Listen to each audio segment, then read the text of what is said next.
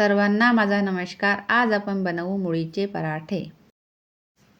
त्यासाठी आपल्याला 1 वाटी मुळ्याच्या किसमध्ये 2 बारीक चिरलेली मिरची, थोडा सांबार, अर्धा चम्मच धने पावडर, पाव चम्मच तिखट, चवीनुसार मीठ, पाव चम्मच जिरा पावडर टाकून सर्व मिक्स करून घ्यावं लागेल. मग त्यात 1 चम्मच दही टाकून परत मिक्स करून घ्यावं लागेल. दही टाकल्याने मुळ्याचा कडसडपणा वाटत नाही आणि टेस्ट पण छान येते.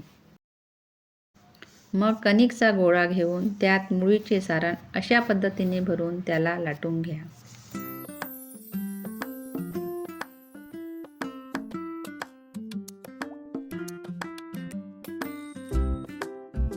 मग तव्यावर थोडं तेल लावून अलटून पलटून शेकून घ्या.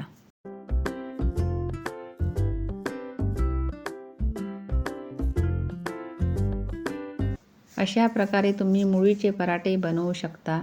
हे सकाळी सकाळी नाश्त्याला खूप छान असतात. माझ्या चॅनलला सबस्क्राईब करा, व्हिडिओला लाईक नक्की करा.